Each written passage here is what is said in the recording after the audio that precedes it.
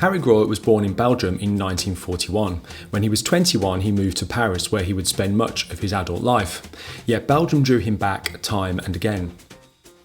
Homeland brings together 170 photographs from his visits back home, including both black and white and colour.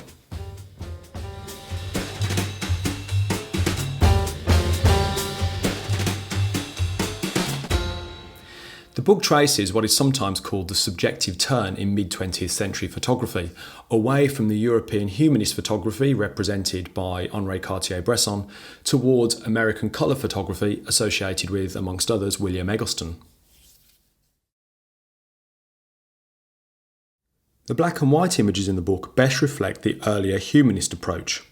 This image is centred around a single subject. He's looking directly at the camera, which establishes a relationship between him and the viewer.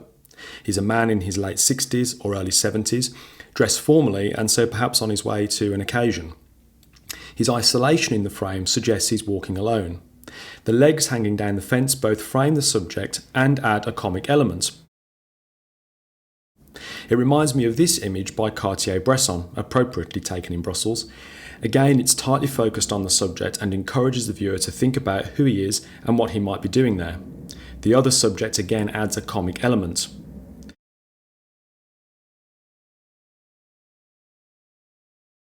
Contrast this with a landscape by Gruyaert taken at Ostend. It is a more expansive image where structure takes precedence over the subjects.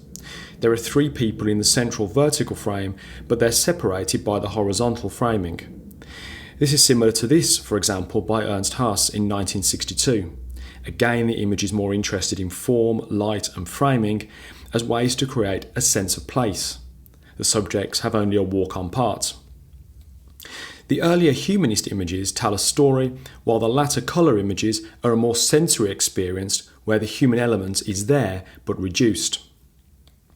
The image on the front leaf exemplifies this approach.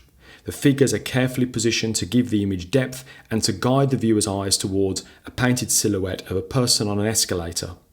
The vivid colours lead the eye to explore the elements of the frame.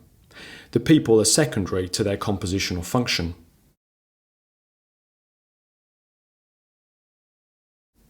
This image takes it a step further.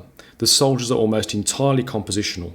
The image is divided into two, creating a diptych structure, and the rows of soldiers reinforce the divide, while their white cross belts, collars and red plumes add energy.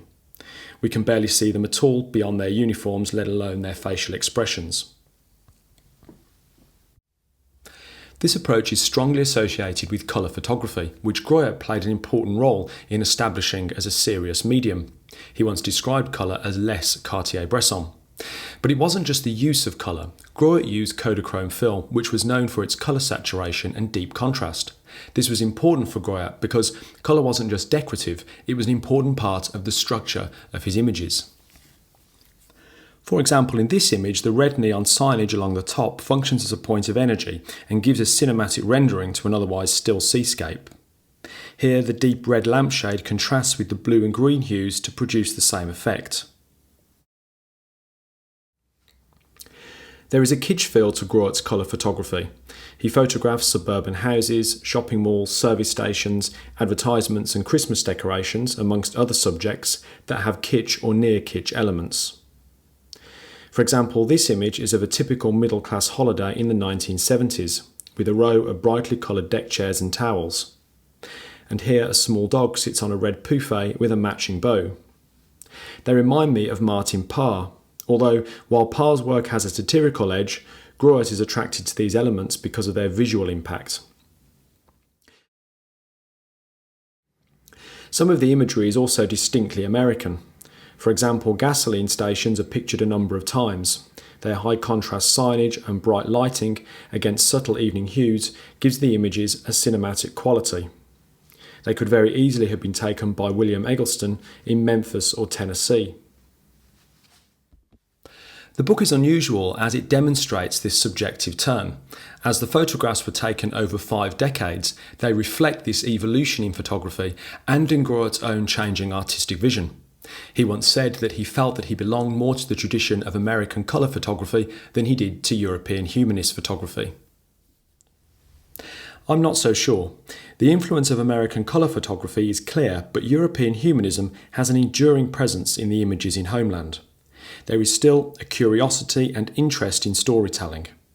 For example, this image of three women at the procession of the Holy Blood in Bruges in 1988 is an intimate street scene.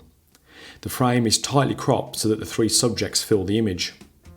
Their black and crimson dress throws their facial expressions into sharp relief.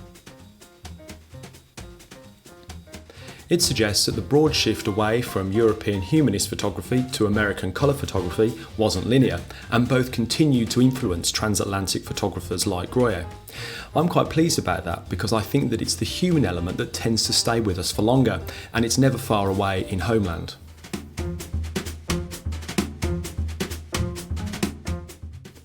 Homeland is beautifully produced in hardback and published by Thames Hudson in 2024.